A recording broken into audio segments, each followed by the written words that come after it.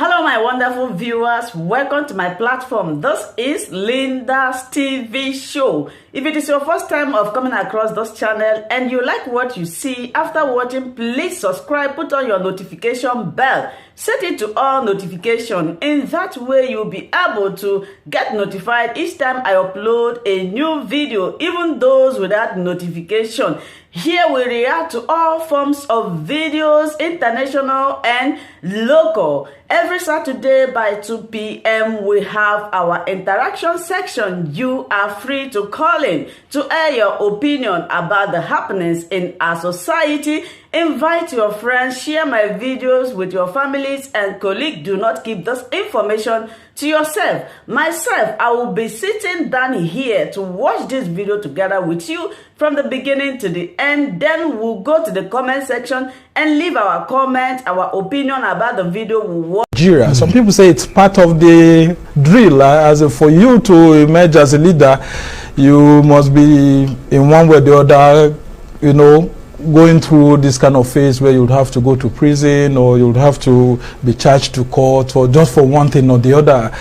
We've seen Obafemi Awolowo having that experience, Nnamdi Azikiwe and all of that. Do you think that's what's happening to you, or indeed you have issues to actually settle with the EFCC?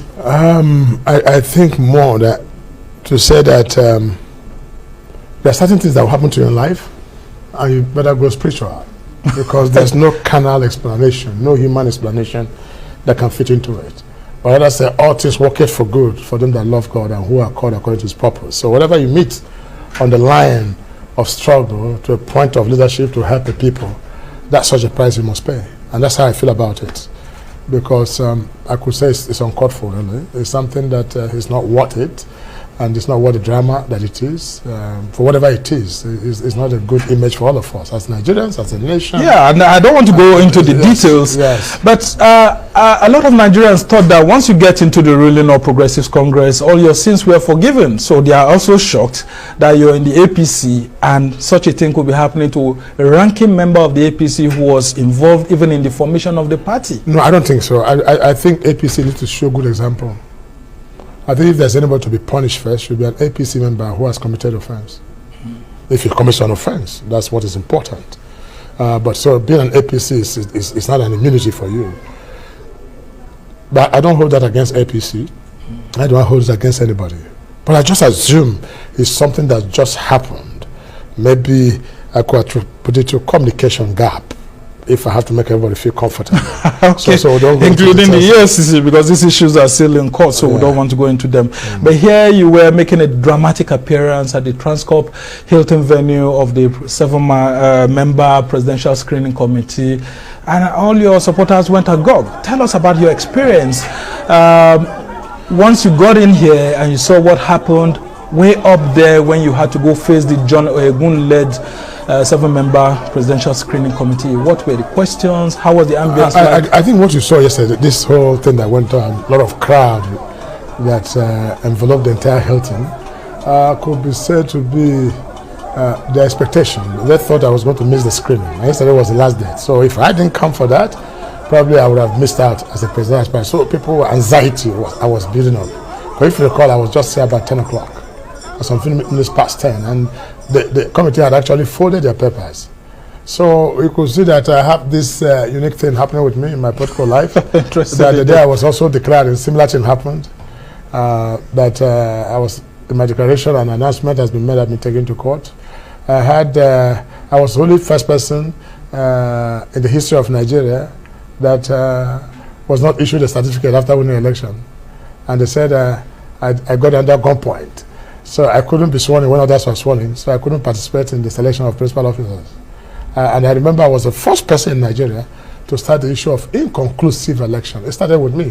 Also, when the struggle not to allow me to become a governor became so hot, and the INEC official reported inconclusive, it was the first time in the history of Nigeria. So with me, a lot of things comes up, and if you recall, this kind of drama has taken place. You might remember I was arrested in Imo State in one of my wife's properties, and I was dragged to a police station, an immediate past governor. Remember my in-law, which also was kidnapped from the church. And so everything has been happening, you know. So you can't ask why. And sometimes it looks like you have several inconclusive issues.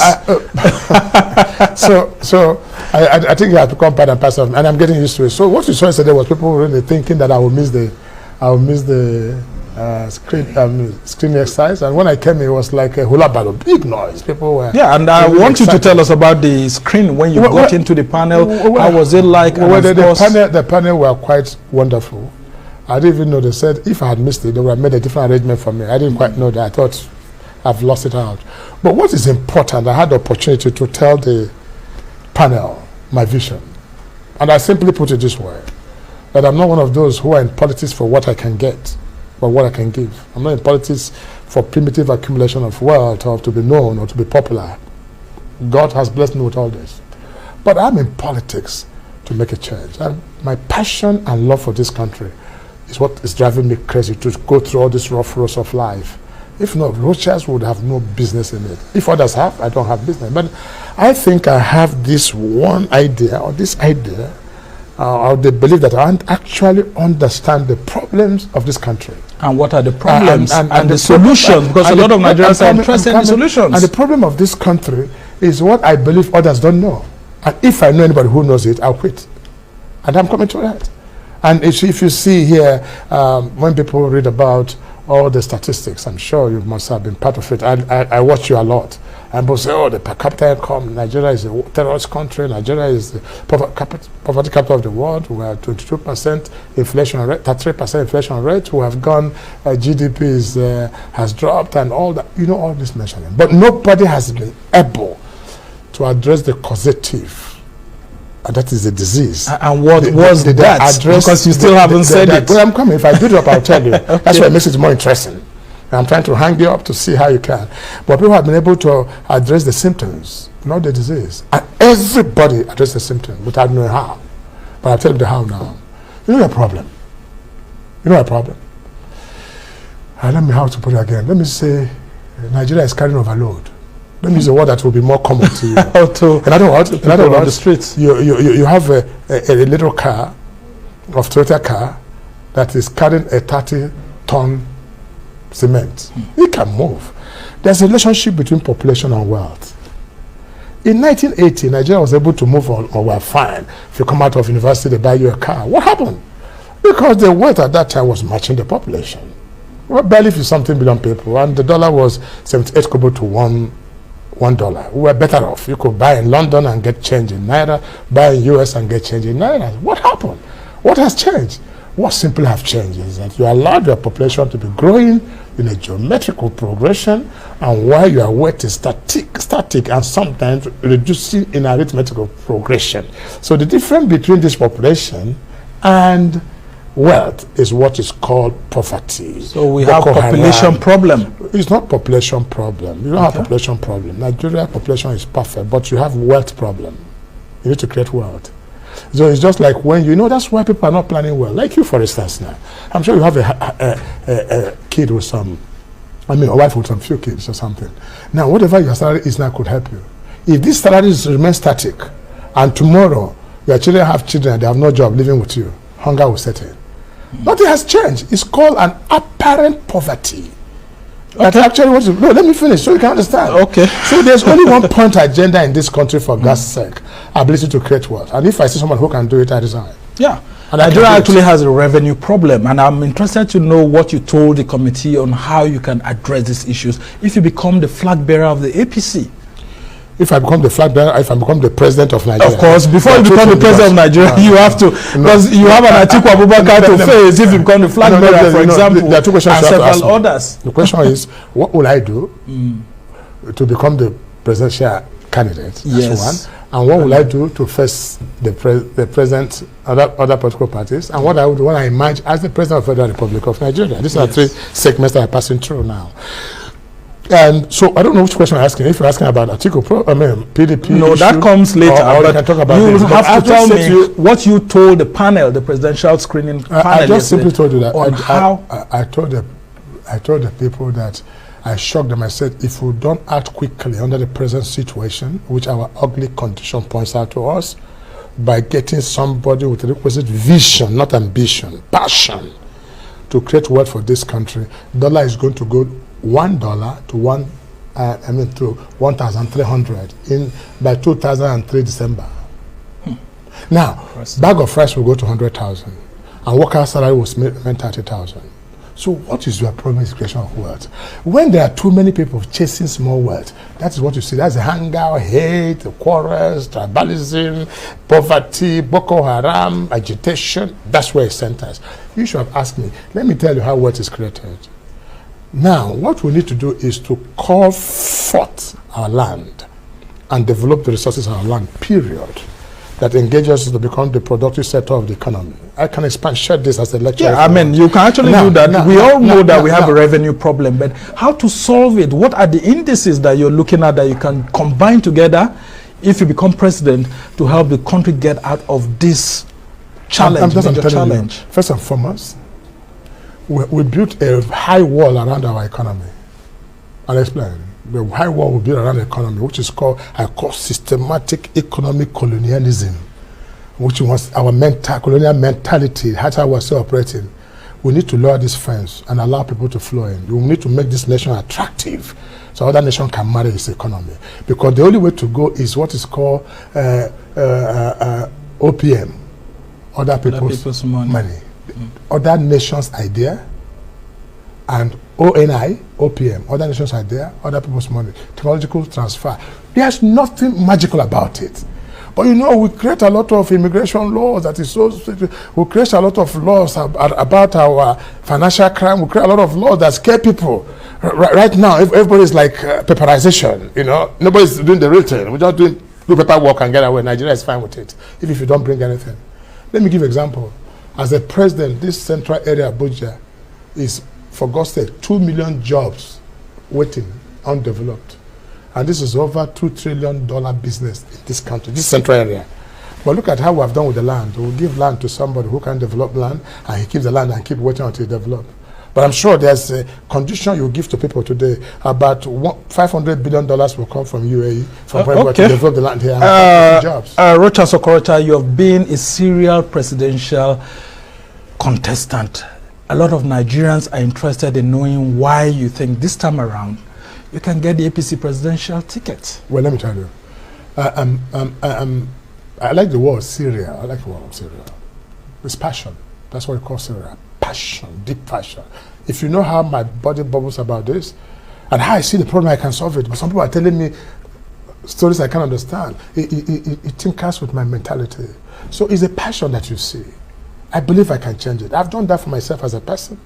I'm an engineer of ideas. I create wealth. That's what I'm saying. But the point we are making is my chances is simply it's possible. Because the time I ran with our dear President Muhammad Buhari, that understanding that time was presidentship should come to the north. If you ask the likes of Aleru, Bafarawa, and all this, at that time, not Wamanko, some of them, they will tell you that at that time, I was a shining star at that time, but until you became the governor of Imo State. Yes. And a lot of Nigerians have a very low profiling of you after your governorship in Imo State. It's not true. And some Nigerians are saying that was your real leadership test and you were unable to present Imo State among the Committee of States in Nigeria as one that can actually stand as a shining light. That's why. What do you tell your critics? That's why you journalists are not the best of it, because you need to know what's called investigative journalism. Well, I have been to Imo State myself, and I followed some of the things, the challenges that you had with the Emeka Ihedioha before we eventually... No, what I've done. Yes. Let me guide you. Okay, go ahead. If you have been to Imo State and truly, as you stop at the airport, you see the International Cargo Airport. It was built by me. Now, as you drive out of the airport, just by the left, you see the Air Force Military Hospital. I built that. As you get to that NASA, you see a big roundabout, a road dualized into the city with Akachi, where you have the Akachi. That was the hand of God and all those of roads, those are new roads. It wasn't in existence. So if you go there and see the court, one of the best high courts in Nigeria was built by me, by my administration. You go and see the police headquarters. Next, the best in this country, outside this one here, was built by me. Even the prison headquarters. I built over 30 hospitals, 27 of them standing. And And I did more than 1,000 kilometers of roads. So what did you see? If you see those 4 lanes, 8 lanes roads, I did them all. Well, I visited, including the university you had that you put in place in your local government area. Oboko? Yes, and you went to Oboko? I mean, I was there. Yes, Easter Palm University, and when I got there, before we could actually get there was this road that you have this bridge that was, and the bridge collapsed. And I kept saying it, that people were saying that you tried to actually create some form of wealth, create some form of development, but you're giving it to contractors who could not provide good roads, and some of the jobs done were substandard. How could someone who has been a governor, 2-time governor, have such being said about him, and now you want to be president? But have I answered your question? You're saying a different thing now. No, I thought some people were saying it's part of the leadership test. Wait, my friend. Some people said he did nothing. That was the first thing. Now I said doing the things I did. Now you have come to standard. Now we can talk to you. Maybe you are right where you saw that particular thing. That's a federal road to start with. That's a federal road where you saw that broken bridge leading to Idato South. That was a federal road.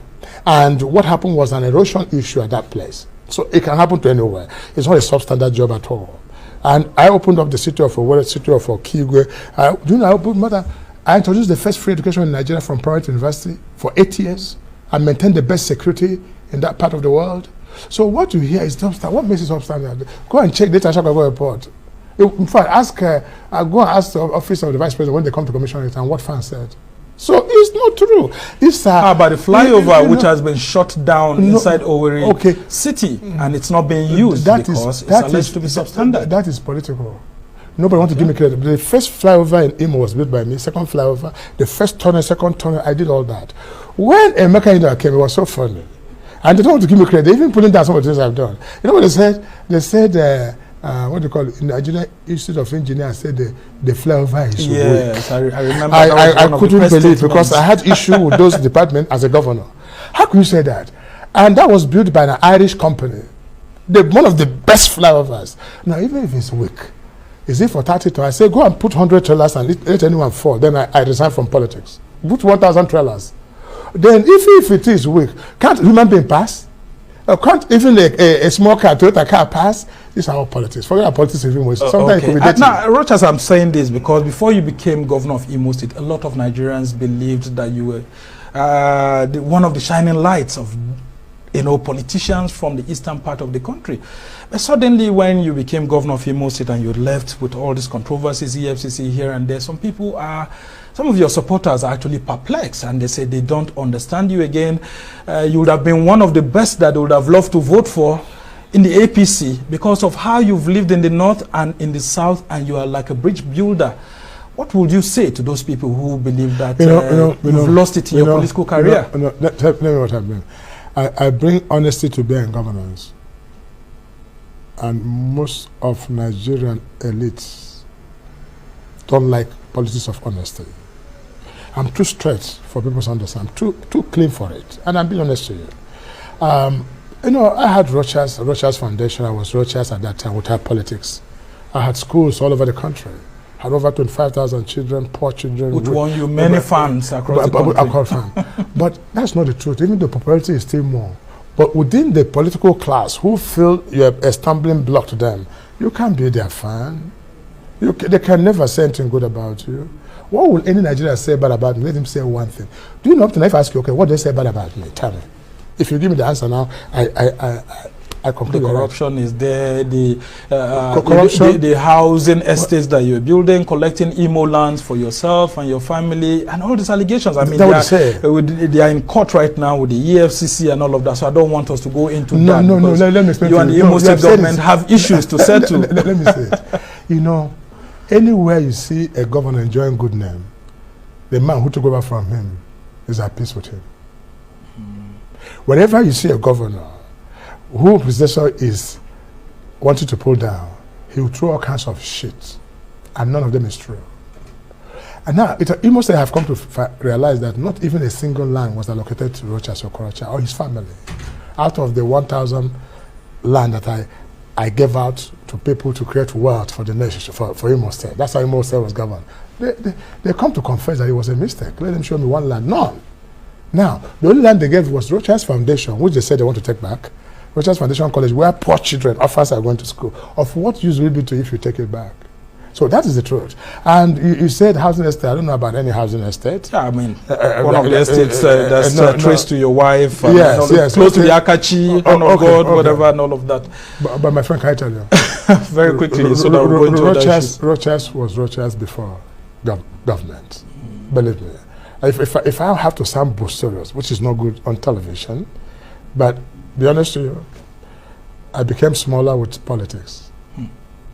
Because if you come here to Abuja, you can see there's no street you've passed without seeing a Rochas hand in it. So what would Imo give me when I left 48 billion naira in Imo State with their free education? Okay, let the whole governors in the next 50 years do what I've done.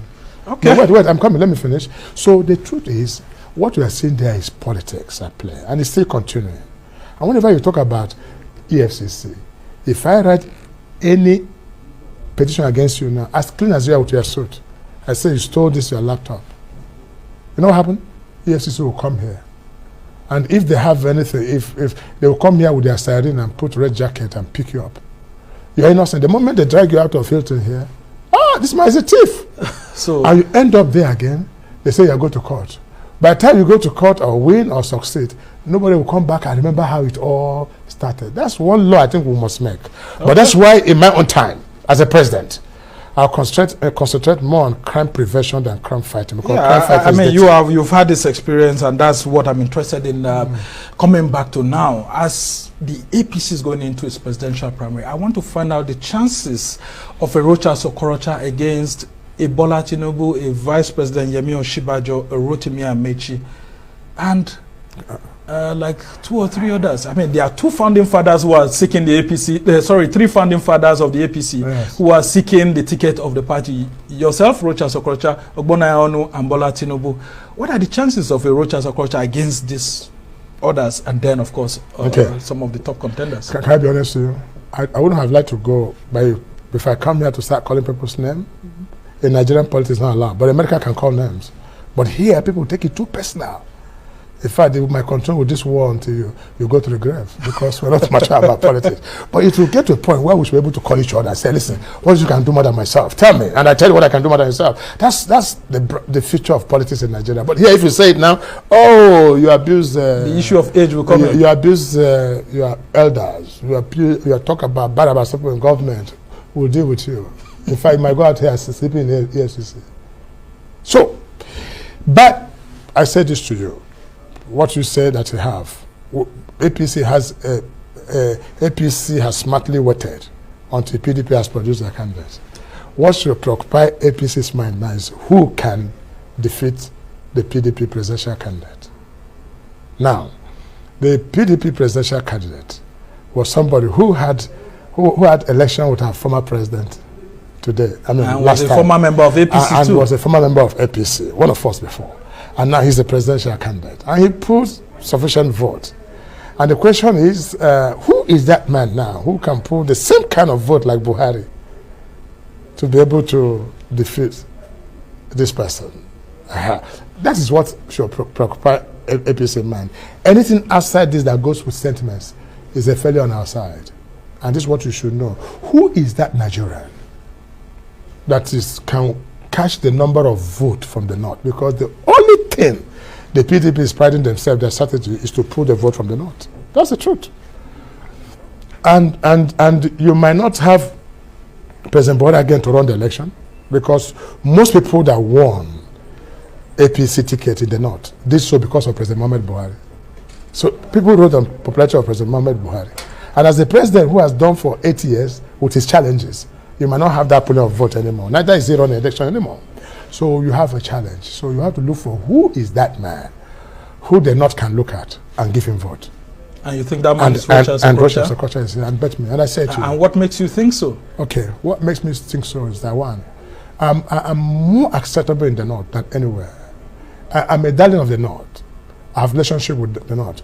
If I run for election in Adamawa State today, Vice President Atiku will sweat for a defeat.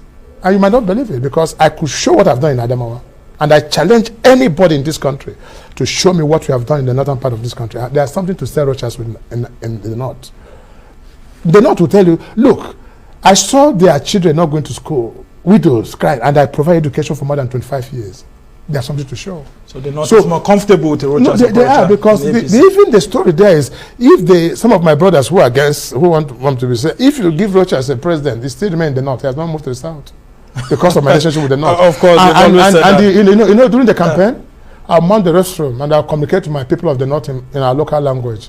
None of them from the South can speak Hausa very well. Well, speak Hausa is my language. As we try to round off this conversation, Rochas, we've heard President Muhammadu Buhari saying that he wants to be given the opportunity to select his successor because the governors have done that. Why is it that incumbents are always interested in doing that? I mean, you as a former governor too also tried to get someone as a successor to succeed you. And don't you think that may affect your own chances? No. I think whenever you see President Buhari sound that way, it means he's tired of pressure from different mouths, different people, governors, senators, businessmen, brothers, sisters. Do this, do this, do this, do this. He's getting confused. Please allow me to make my input. I think what he meant to say is that allow me to make an input of my assessment of people. Then you people can now decide who should be the president. President Muhammadu Buhari is a Democrat, if you know him very well. He's a Democrat. And he likes to listen and take the last minute decision after consultation. What he says, so the easy way to ease people out is allow me now to make input. After all, you made your own input, let me make my own input. But you know what will guide Buhari? Because I might not be the candidate of presidency or candidate of the elites. I'm candidate of the people and I depend on God for what I do. But the point that Buhari will look at is that who will actually put these votes? Who can win this election? And if you make that judgment wrong, then it's a problem, because the only history now Buhari can live for democracy is that he left government and a member of his party won. Yeah, and we are surprised that these comments are coming from Buhari after he had told the party members at the NEC meeting that there should be no imposition of candidates. That's what he told the party leadership. But doesn't it sound like Buhari is trying to impose the next presidential candidate of the APC? Buhari cannot. And will it affect the chances of the APC? No, it cannot. Buhari cannot, because you know this in the world is a consensus. Consensus is a major thing. Now, if you have consensus means everybody will agree. So where would the imposition come? Okay. And if you go by screening, you cannot screen the quality of people that you see. On what basis would you screen them out? You screen person out and say, so but are you willing for a consensus? Anytime consensus shows a family, but in a consensus means all of you have to agree on common grounds. Very interesting. It shows a family. I mean, it's good to have consensus. Well, if I look at it and you present your point of opinion, and I hear Ahmed Bola Tinubu say to me, "Oh, Rochas, you know, I'm the oldest in the family. I should be allowed to go. I've paid my dues in this. I must be allowed to complete this. I have limited time to achieve what I want. This is my life ambition." I listen to him. Wait, I'm coming. Very quickly. So you know, I'm a VP and I need to do this. I've gone around. I've mobilized people. And I mentioned will come tell me, look, I have been this. Then I can also present my point. I said, look, this. If all of us can reason, that's what's called consensus. Okay. Just before I go, in 30 seconds, do you think a southern candidate will emerge in the APC, or it's going to be a northern candidate? The best thing for PDP, for APC, it's to the opposite. Get someone from the south. Go to not even south. Go to southeast immediately and pick a sound candidate. One, you have neutralized PDP's idea for lack of equity and justice. The world will. Thank you so much, my wonderful viewers, for watching this video together with me from the beginning to the end. Like I said before, if you like what you see here, if you like what I do in this platform, as you have finished watching this video, please hit that red button that says subscribe and put on your notification bell to all notification. In that way, you'll be able to know when I upload a new video. Share my videos, leave your comments in the comment section constructively. Until I meet your way again in my next video, I still remain your Linda's TV show. Bye-bye.